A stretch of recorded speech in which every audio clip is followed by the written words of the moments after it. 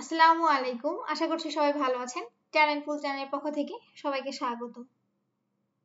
দ্বিতীয় প্রান্তিক মূল্যায়ন 2025-এর পঞ্চম শ্রেণীর বাংলা বিষয়ের একটি নমুনা প্রশ্ন ও তার উত্তর নিয়ে আজকে আমরা আলোচনা করব। পঞ্চম শ্রেণীর বৃত্তির সকল প্রাথমিক বৃত্তির যে নমুনা প্রশ্ন কাঠামো পাওয়ার জন্য চ্যানেলটি সাবস্ক্রাইব করে পাশে থাকবেন। তাহলে আজকে আমরা দেখব শ্রেণী পঞ্চম, বিষয় বাংলা, সময় 2 ঘন্টা 30 মিনিট, পূর্ণমান 100, তাহলে 100 নম্বরের পরীক্ষা হবে। এক দাগে আসবে কবিতা ও কবির নাম সহ স্বদেশ অথবা শিক্ষাগুরুর মর্যাদা কবিতার প্রথম 8 লাইন লিখো। এর জন্য থাকবে 10 নম্বর। এখানে অবশ্যই দ্বিতীয় প্রান্তিক মূল্যায়নের সিলেবাসের মধ্যে থেকেই কবিতা আসবে। আমি তার মধ্যে থেকেই দুইটি কবিতা দিয়েছি। তাহলে উত্তর লিখতে হবে। 1 নং প্রশ্নের উত্তর স্বদেশ, আহসান হাবিব। এই যে নদী, নদীর জোয়ার, নৌকা সারে সারে, একলা বসে আপন মনে বসে নদীর ধারে। এই ছবিটি চেনা, মনের মধ্যে যত খুশি এই ছবিটি আঁকি। অথবা শিক্ষাগুরুর মর্যাদা কাজী কাদের নওয়াজ। বাদশাহ আলমগীর, কুমারে তাহার পড়াইতো এক মৌলভী দিল্লির। একদা প্রভাতে গিয়া দেখেন বাদশাহ শাহজাদা এক পত্র হাতে নিয়া, ঢালিতেছে বাড়ি গুরুর চরণে, পুলকিত হৃদয়ে আনত নয়নে। শিক্ষক শুধু নিজ হাত দিয়া নিজেরই পায়ের ধুলি ধুয়ে মুছে সব করিতেছে সাফ সঞ্চারী আঙ্গুলি। তাহলে এক দাগে আসবে হচ্ছে কবিতা ও কবির নাম সহ প্রথম 8 লাইন কবিতা। তারপরে 2 দাগে আসবে শূন্য স্থান পূরণ করো যে কোনো 5টি, অর্থাৎ 60টি শূন্য স্থান দেওয়া থাকবে, উপরে শব্দ দেওয়া থাকবে, শব্দ নিয়েই শূন্য স্থান পূরণ করতে হবে। 60টি থেকে যে কোনো 5টি করতে হবে। 5টির জন্য থাকবে 5 নম্বর। ড্যাশ হাঁক দিচ্ছে থালা বাসন চাই, তোর কি হবে? ফেরিওয়ালা। জয়নুল আবেদিন ছিলেন একজন ড্যাশ চিত্রশিল্পী, হবে বিখ্যাত। তারা দুজন ড্যাশ বন্ধু, তারা দুজন পরস্পরের বন্ধু। ফুল গাছে ফুল ফোটে। বরকে কি আপনি বরকন্দাজ বলেন? পিতার চরণে হাত রেখে পুত্র দোয়া চাইলেন। সূর্য সেনকে ফাঁসিতে ঝুলিয়ে হত্যা করা হয়।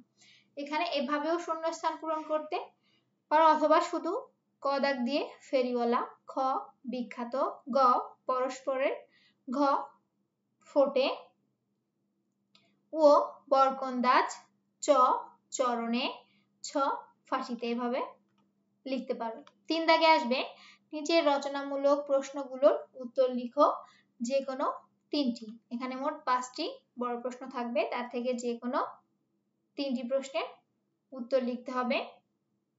প্রতিটিতে 4 নম্বর করে, 3 4 12 নম্বর। তাহলে কত দিয়েছি? শহরে কি কারণে শব্দ দূষণ হয়? উত্তর হবে শহরে শব্দ দূষণ একটি গুরুতর সমস্যা। প্রধানত যানবাহনে হর্ন বাজানো, রাস্তাঘাটে মাইকের উচ্চ শব্দে গান বাজানো, কলকারখানার যন্ত্রপাতির শব্দ এবং নির্মাণ কাজের মেশিন চালানো, এসব কারণে শব্দ দূষণ হয়। শব্দ দূষণের ফলে মানুষের শ্রবণ শক্তি নষ্ট হয়, ঘুমের ব্যাঘাত ঘটে, শিশুদের পড়াশোনার মনোযোগ কমে যায় এবং মানুষের মেজাজ খিটখিটে হয়ে যায়। শব্দ দূষণ কমাতে আমাদের সকলকে সচেতন হতে হবে এবং অপ্রয়োজনীয় শব্দ তৈরি বন্ধ করতে হবে। খ আমরা কেন চিরদিন শহীদ বুদ্ধিজীবীদের স্মরণ করব? উত্তর হবে শহীদ বুদ্ধিজীবীরা ছিলেন দেশের শ্রেষ্ঠ সন্তান। তারা ছিলেন শিক্ষক, সাংবাদিক, চিকিৎসক, সাহিত্যিক ও বিজ্ঞানী। 1971 সালের মুক্তিযুদ্ধের শেষ দিকে পাকিস্তানি হানাদার বাহিনী তাদের নির্মমভাবে হত্যা করে, যেন এই দেশ মেধাশূন্য হয়ে পড়ে। তারা স্বাধীনতা অর্জনের পেছনে অবদান রেখেছেন এবং জাতিকে পথ দেখিয়েছেন। তাদের আত্মত্যাগ আমাদের স্বাধীনতার ইতিহাসের গৌরবময় অংশ। তাই আমরা চিরদিন তাদের শ্রদ্ধা ও কৃতজ্ঞতার সঙ্গে স্মরণ করব। গ কিভাবে রাজার প্রাণ রক্ষা পেল? উত্তর হবে একবার এক ভবিষ্যৎবাণী করা হয়েছিল যে রাজা এক রাখালের হাতে প্রাণ হারাবেন। তাই রাজা রাখালদের দেখা মাত্র হত্যা করার আদেশ দেন। একদিন এক রাখালকে চিনতে না পেরে তার প্রতি সদয় ব্যবহার করেন এবং তাকে হত্যা করে না। এতে রাজা বিস্মিত হন এবং বুঝতে পারেন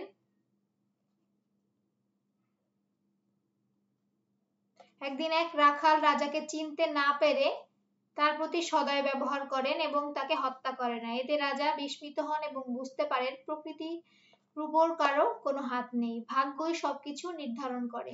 রাজা তখন রাখালকে পুরস্কার দেন এবং প্রাণ রক্ষার জন্য তাকে ধন্যবাদ জানান। খ প্রাণের চেয়ে মান বড়, শিক্ষক একথা কেন বললেন? বাদশাহ আলমগীর একদিন দেখতে পান তার পুত্র শিক্ষকের চরণে পানি দিচ্ছে আর শিক্ষক নিজ হাতে সেই পানি দিয়ে নিজের পা ধুচ্ছে। বাদশাহ বিস্মিত হয়ে কারণ জানতে চাইলেন। শিক্ষক বলে, আমি রাজপুত্রের হাতে পা ধোয়াইনি, কারণ আমার কাছে মানই বড়, প্রাণ নয়। এই কথা দিয়ে তিনি বোঝাতে চেয়েছেন আত্মসম্মান ও আত্মমর্যাদা রক্ষা করা একজন শিক্ষকের জন্য সবচেয়ে গুরুত্বপূর্ণ। শিক্ষকের এই বক্তব্য আমাদের শেখায় জীবনযাপনের পথে মর্যাদা ও গৌরব রক্ষা করা জরুরি। ও পথিক বিজ্ঞানীকে কি দেখতে বলেন? উত্তর হবে একবার এক পথিক বিজ্ঞানীর সঙ্গে দেখা করেন। তিনি জিজ্ঞেস করেন, তুমি কি বাতাস, আগুন কিংবা মাটি দেখতে পাও? বিজ্ঞানী বলেন, সব সময় দেখা না গেলেও এসব বস্তু আমাদের চারপাশে এবং আমরা এগুলোর অস্তিত্ব টের পাই। তিনি আরো বলেন, যেমন চোখে হাওয়া দেখা যায় না কিন্তু অনুভব করা যায়, তেমনি অনেক অদৃশ্য বিষয় বিজ্ঞান দিয়ে বোঝা যায়। পথিক তখন বিজ্ঞানের যুক্তি বুঝে মুগ্ধ হয় এবং এভাবেই বিজ্ঞান আমাদের চেনা অচেনা জগৎ চিনতে সাহায্য করে। 4 দাগে আসবে নিচের সংক্ষিপ্ত প্রশ্নগুলোর উত্তর লেখো, যে কোনো 4টি, প্রতিটিতে 2 নম্বর করে, 4টির জন্য 8 নম্বর। ক কাদের আমরা শহীদ বলি? উত্তর হবে যারা দেশের জন্য যুদ্ধ করে জীবন উৎসর্গ করেন তাদের আমরা শহীদ বলি। খ দুজন শহীদ সাংবাদিকের নাম লিখো। দুজন শহীদ সাংবাদিকের নাম হলো 1 শাহজাহান সিরাজ, 2 সিরাজউদ্দিন। গ জলাতঙ্ক কাকে বলে? উত্তর হবে জলাতঙ্ক হলো একটি ভয়াবহ রোগ যা আক্রান্ত কুকুর বা প্রাণীর কামড় থেকে হয়ে থাকে। ঘ রাজপুত্র রাখাল বন্ধুর কথা ভুলে যায় কেন? রাজ্যে ফিরে রাজপুত্র রাজকীয় আনন্দে ব্যস্ত হয়ে পড়ায় সে তার রাখাল বন্ধুর কথা ভুলে যায়। বাদশাহ আলমগীরের পুত্রকে কে পড়াতেন? একজন ধর্মভীরু ও সম্মানিত মৌলবী বাদশাহ আলমগীরের পুত্রকে পড়াতেন।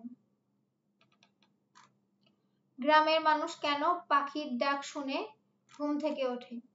পাখির ডাককে গ্রামের মানুষ প্রকৃতির ঘড়ি হিসেবে ধরে এবং সেই শব্দেই তারা জেগে ওঠে।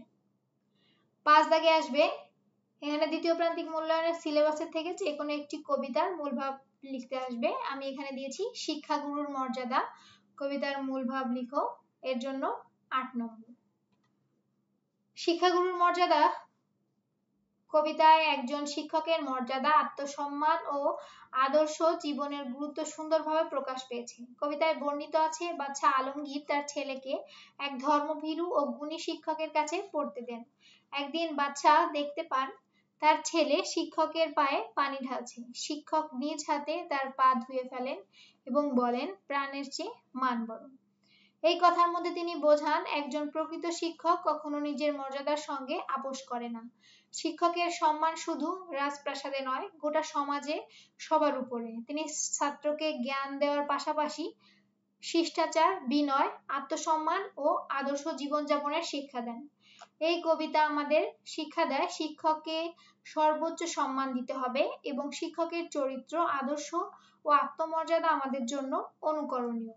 একজন শিক্ষকই একটি জাতির ভবিষ্যৎ গড়ার প্রধান কারিগর। 6 দাগে আসবে নিচের যে কোনো 5টি শব্দের অর্থ লিখো। এখানে মোট 7টি দেওয়া থাকবে, যে কোনো 5টির উত্তর করতে হবে। 5টির জন্য 5 নম্বর। নিশিরাত গভীর রাত, পাষণ্ড নিষ্ঠুর ব্যক্তি, শিল্পী অর্থাৎ শিল্প চর্চাকারী ব্যক্তি, খাটিয়া কাঠ বা বাঁশের তৈরি শোবার জিনিস, কুমার মাটির জিনিস বানান যে, ফুসরত অবসর সময়, আক্রমণ হঠাৎ হামলা। 7 দাগে আসবে নিচের যে কোনো 5টি শব্দ দিয়ে বাক্য গঠন করো। 5টির জন্য 5 নম্বর। এখানেও 7টি থাকবে, যে কোনো 5টি দিয়ে বাক্য তৈরি করতে হবে। তাহলে 7 নং প্রশ্নের উত্তর, প্রসারিত সে তার হাত প্রসারিত করলো। বাড়ি বৃষ্টি বাড়ি গাছের পাতায় পড়ে। তারারা রাতের আকাশে অনেক তারা দেখা যায়। তেষ্টায় সে তেষ্টায় কষ্ট পাচ্ছিল। রাজপুত্র রাজপুত্র রাজপ্রাসাদে বাস করত। শির দণ্ডিতের শির কেটে ফেলা হলো। 8 দাগ নিচের যে কোনো 5টি শব্দের বিপরীত শব্দ লিখো। অর্থাৎ 8 দাগে আসবে বিপরীত শব্দ। 5টির জন্য 5 নম্বর। যশ অপযশ, ন্যায় অন্যায়, সুখ দুঃখ, আলো অন্ধকার, স্বাধীন পরাধীন, লোভী ত্যাগী, চেনা অচেনা। 9 দাগে আসবে সঠিক উত্তরটি উত্তরপত্রে লিখো। এখানেও 5টির জন্য 5 নম্বর। 69-এর অভ্যুত্থানে কোন ছাত্রনেতা শহীদ হন?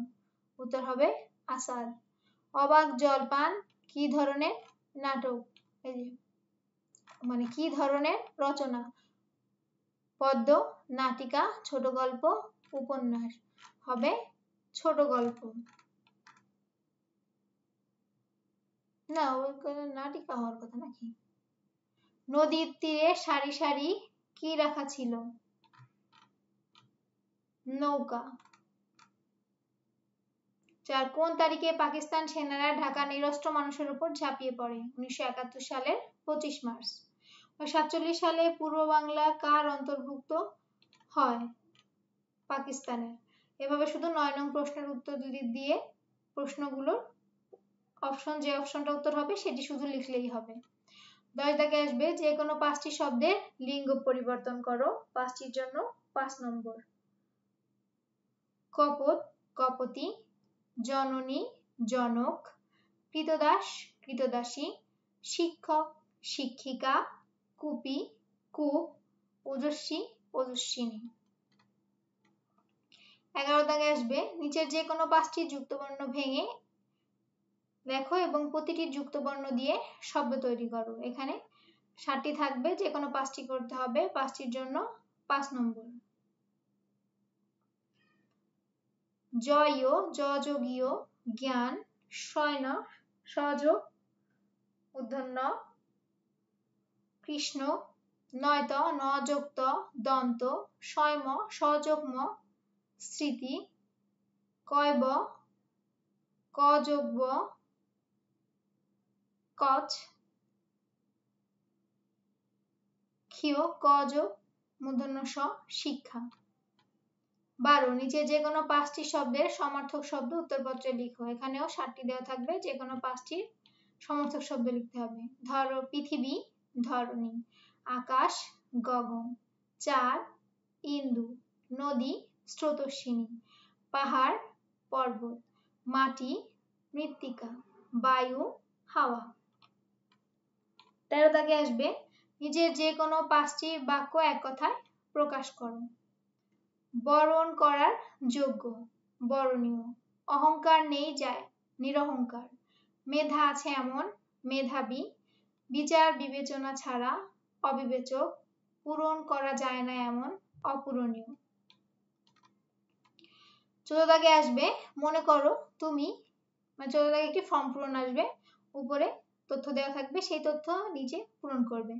মনে করো তুমি চাঁদপুর সরকারি প্রাথমিক বিদ্যালয়ের শিক্ষার্থী রিমি বা রায়ান। তো ছেলে হলে রায়ান লিখবে আর মেয়ে হলে রিমি।